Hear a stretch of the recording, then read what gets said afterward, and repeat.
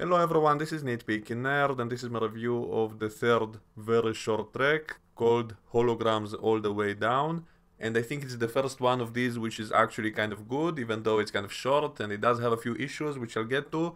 And it's also interesting how it came out in the same week, just a few days after the last Futurama episode, which was also called All the Way Down, which, by the way, in my opinion, was the only really good episode of the recent season of Futurama. And it was called All the Way Down, and the plot of the episode was about whether or not the whole universe is a simulation, after the professor created a simulation of the universe inside his computer, and then the simulation inside the simulation created another simulation, and so it was like an endless loop of simulations inside simulations, implying that their universe might also be a simulation. And so in this very short track, it's a really similar idea of showing like a holodeck simulation inside a holodeck simulation inside a holodeck simulation, each time of a different Star Trek show, as if they're all watching each other. And it was kind of funny, and it came out in the same week as that Futurama episode, and so I think it probably was a coincidence. I don't think they had enough time to rip it off in just 2 days.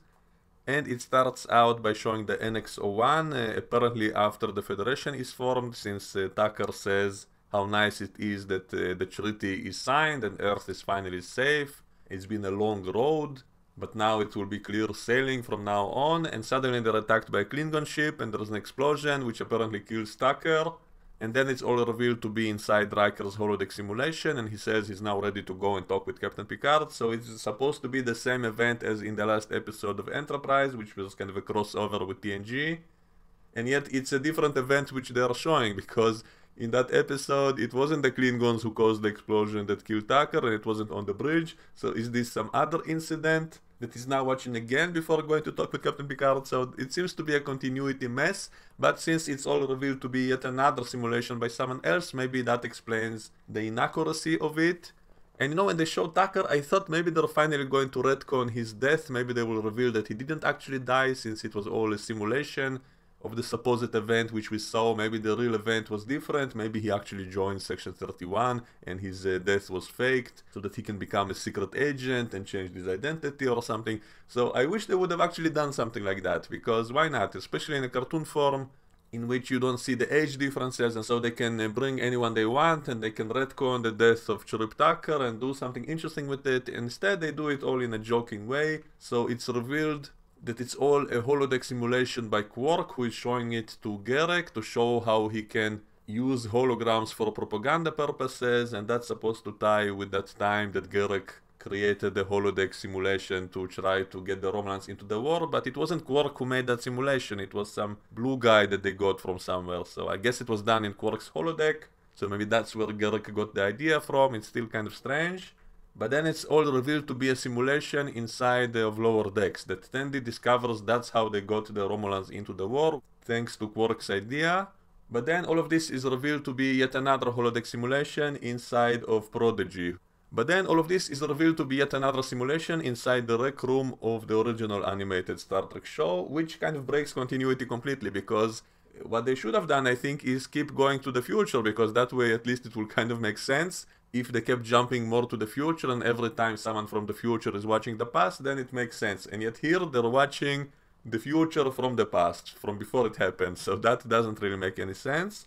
And then Sulu leaves the rec room, and then Saru is the one who watches it on his holodeck, and he's wearing the future uniform. And then they show his also simulation being watched by Hammer from Strange New Worlds, and then all of this is also a simulation which is watched by Neelix on Voyager, and then he goes to sleep. And then all the different characters from the previous simulations all appear together in one body, as if it's a malfunction, and then the computer itself freezes the program, so all of this is also a simulation.